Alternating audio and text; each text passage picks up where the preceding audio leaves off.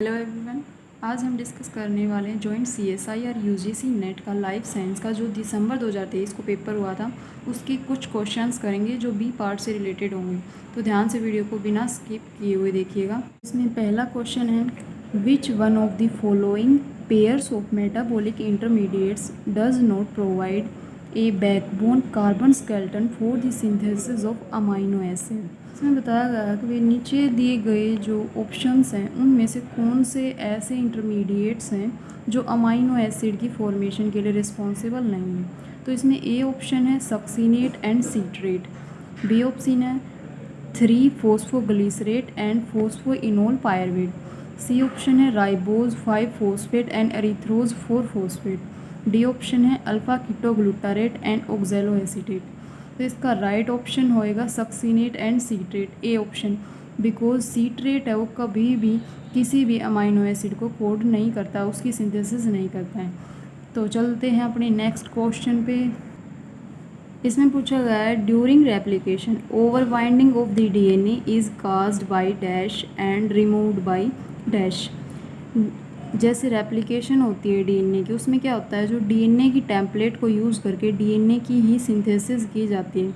तो डीएनए की सिंथेसिस के दौरान ऐसा क्या होता है जिसकी वजह से over binding of the DNA होती है, और उस ओवर बाइंडिंग को कौन सा एंजाइम है जो रिमूव करता है। तो ओवर बाइंडिंग को रिमूव करने के लिए और ओवर बाइंडिंग काज करने के जो एंजाइम्स हमें नीचे ऑप्शंस में दिए गए, तो हमें राइट ऑप्शन चूज़ करना है। ए ऑप्शन है primase topoisomerase, B option primase single stranded binding protein, C helicase gyrase, D helicase और DNA polymerase.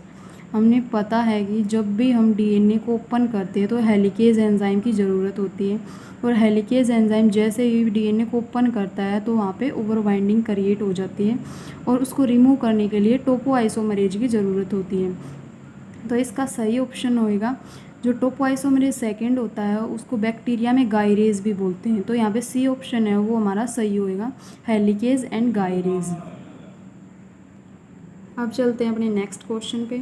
Which one of the following combination of excitation light and objectives gives the best lateral resolution in the fluorescence microscope. इनमें से दिए गए options हैं, ऐसा कौन सा जो ऑब्जेक्टिव लेंस है या लाइट है, एक्साइटेशन लाइट है, उनको यूज़ करने के बाद जो बहुत अच्छा रिजोल्यूशन मिलता है। तो अगर हम किसी भी माइक्रोस्कोप में वेवलेंथ सबसे कम रखें और उसका रिफ्रैक्टिव इंडेक्स है जो न्यूमेरिकल अपर्चर है वो सबसे ज़्यादा रखें तो उसका रिजोल्यूशन बहुत अच्छा आता है। तो ये दिए गए ऑप्शंस में ये चेकआउट करेंगे।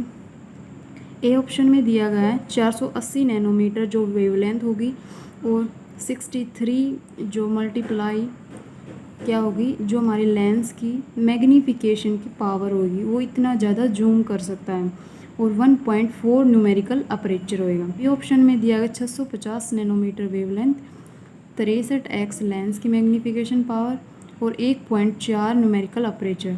सी ऑप्शन में 550 नैनोमीटर जो वेवलेंथ है और 100x and 1 numerical aperture. D 480 nanometre, 100x and 1.1 numerical aperture. हम रिजोल्यूशन पावर की बात करते हैं तो सबसे बेस्ट रिजोल्यूशन है सबसे कम वेवलेंथ और सबसे ज़्यादा जो रिफ्रैक्टिव इंडेक्स की वैल्यू पर आता है। तो गिवन ऑप्शंस में सबसे कम जो वेवलेंथ की वैल्यू है वो ए ऑप्शन और डी ऑप्शन में दी गई है, और जबकि न्यूमेरिकल अपर्चर की वैल्यू वो डी ऑप्शन में बहुत ही कम है। तो हमारा यहाँ पे ए ऑप्शन है वो सही हो जाएगा। हम चलते हैं अपने नेक्स्ट क्वेश्चन पे। Kaposi's sarcoma is caused by, A option है Epstein Barr virus, B HIV and HHV8, और C HTLV type first, D HPV। इसका राइट ऑप्शन होएगा हमारा B option, HIV and HHV8। अब हम मूव करते हैं अपने नेक्स्ट क्वेश्चन पे। In which of the following ecosystem would the largest percentage of net primary productivity be taken by the grazing food chain. जो कौन सा ऐसा इकोसिस्टम है जिसमें सबसे ज़्यादा है जो ग्रेजिंग फूड चेन ने NPP की वैल्यू को लिया है।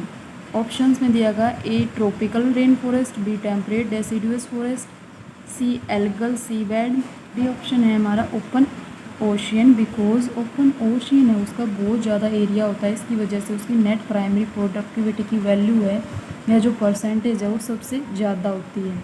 अब हम मूव करते हैं अपने नेक्स्ट क्वेश्चन पे। Which one of the following floral homeotic gene is transcribed by all 4 whorls during the floral development. जो ऐसी कौन सी जो होम्योटिक जीन है जो चारों की चारों वोल्स में पाई जाती है? AP1, BAP2, CAP3 या PI जिसको पिस्टलेटा बोलते हैं, D एगैमस या AG। तो इसका राइट ऑप्शन होएगा AP2। अब चलते हैं अपने नेक्स्ट क्वेश्चन की तरफ। ये थोड़ा सा ज़्यादा बड़ा हो गया है। Statement wise which one of the following statement is correct for the dosage compensation in human. A option है X chromosome inactivation in female occurs in zygote immediately after fertilisation. सबसे पहली बात तो जो डोजेज कंपनसेशन है वो female के अंदर होता है, क्योंकि डोजेज कंपनसेशन का मतलब होता है कि जैसे मेल में होते हैं एक्स और वाई क्रोमोसोम, तो फीमेल में होता है एक्स क्रोमोसोम। तो फीमेल में एक एक्स क्रोमोसोम ज़्यादा होता है। अगर ऐसे बात करें तो 50-50 कैरेक्टर होती है जो ऑफ सफरिंग में जाते हैं। अगर फीमेल के पास ज़्यादा क्रोमोसोम होंगे, 2 क्रोमोसोम होंगे, तो जो फीमेल की क्रोमोसोम है वे ज़्यादा ऑफ सफरिंग में जाएंगे बजाय मेल के।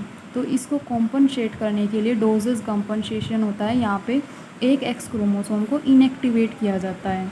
तो यहाँ पे बताया गया कि इनएक्टिवेशन हो रही है फीमेल के अंदर। हाँ, ये बात सही है, लेकिन इसमें बताया गया कि फर्टिलाइजेशन के बाद हुई, नहीं, ये फर्टिलाइजेशन से पहले होता है।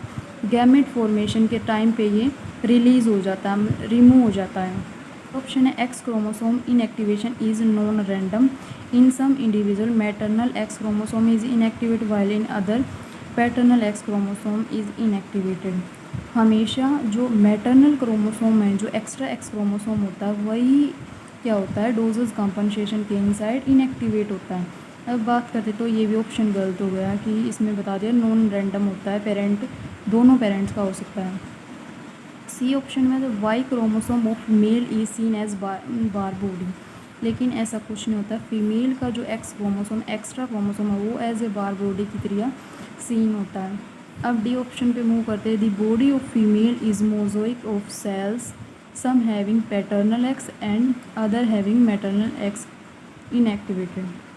हाँ, ये ऑप्शन बिल्कुल राइट है कि जो फीमेल की बॉडी है उसमें मोज़ाइक ऑफ सेल्स देखने को मिलेंगी, paternal X and having maternal X inactivated होंगे। तो ये डी ऑप्शन हमारा बिल्कुल सही होगा। अब चलते हैं अपने नेक्स्ट क्वेश्चन की तरफ। इसमें पूछा गया which one of the following anthropogenic activity contributes the most nitrogen to the global nitrogen cycle. जो ग्लोबल नाइट्रोजन साइकिल होती है उसमें जो एंथ्रोपोजेनिक एंथ्रोपोजेनिक का मतलब होता है ह्यूमन की एक्टिविटी की वजह से जो मोस्टली नाइट्रोजन आती है वो कौन सी एक्टिविटी है जिसकी वजह से ज़्यादा जो नाइट्रोजन है वो कंट्रीब्यूट होती है। ऑप्शंस के अकॉर्डिंग देखते हैं। ए ऑप्शन है industrial production of fertilisations, B है nitrogen oxide production due to the combustion of fossil fuel, C होएगा nitrogen fixation by soybean farming, D होगा nitrogen fixation by cultivation of legumes excluding soybean. इस A option is the right option. जो fertilisers को produce किया जाता है industries में उसमें सबसे ज़्यादा नाइट्रोजन है वो प्रोड्यूस होती है जो कंट्रीब्यूट करती है ग्लोबल नाइट्रोजन साइकिल में। अब चलते हैं अपने नेक्स्ट क्वेश्चन की तरफ। इस क्वेश्चन को लिया गया स्टेम सेल से। Which one of the following statement regarding the developmental potential of cells in embryo is incorrect. ये ऑप्शन है, हमें इनकरेक्ट ढूंढना है। जो सेल्स होंगी 4 cell stage mouse embryo are totipotent, ये स्टेटमेंट बिल्कुल सही है। अप टू 8 सेल स्टेज तक हर सेल टोटीपोटेंट होती है, तो ये ऑप्शन बिल्कुल सही है। अब बी है the cells of the inner cell mass of the mouse blastocyst differentiate into proectoderm, mesoderm, endoderm, बिल्कुल भी नहीं, ये ऑप्शन ही हमारा गलत है। बाकी ऑप्शंस को भी देखते हैं। सी ऑप्शन में पूछा गया spermatogonial stem cells in testis are unipotent, बिल्कुल सही है। Haematopoietic stem cell which can differentiate into blood cell multipotent, बिल्कुल सही है। तो ये बी ऑप्शन है हमारा जो गलत रहेगा। अब चलते हैं अपने नेक्स्ट क्वेश्चन पे। 42 फॉस्फेटाइडल इनासिटोल is unusual among membrane lipids because it can undergo reversible phosphorylation at multiple sites on the inositol head to generate a variety of phosphorylated pi lipids. Phosphorylated inositol lipids called phosphoinositoids. In a cell signalling event the enzyme जो directly convert कर देता है PIP2 को PIP3 के अंदर, उस enzyme का हमें ऑप्शन में से नाम चूज करना है। जैसे PI3 काइनेज, बी में पूछा है फोस्फोलाइपेज सी बीटा, और सी ऑप्शन कहता है P10, and D option protein kinase B. इसमें राइट ऑप्शन रहेगा PI3 काइनेज जो PIP2 को PIP3 के अंदर कन्वर्ट करता है। ये काइनेज इंडिकेट कर रहा है कि एक फोस्फेट ज़्यादा ऐड कर दिया गया है फोस्फेटाइडल इनोसिटोल के अंदर। अब चलते हैं अपने नेक्स्ट क्वेश्चन की तरफ।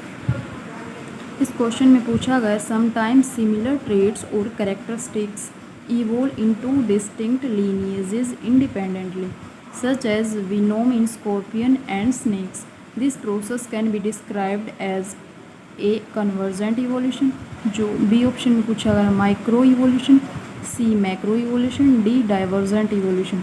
तो इसका राइट ऑप्शन रहेगा कन्वर्जेंट इवोल्यूशन। अगर इसकी जगह एनालोगस ऑर्गन होता तो एनालोगस ऑर्गन होता, तो ये हमारा ए ऑप्शन है वो सही रहेगा। आज की वीडियो में बस इतना ही, बाकी क्वेश्चन अपनी नेक्स्ट वीडियो में प्रैक्टिस करेंगे। Thank you and subscribe my channel. Thank you.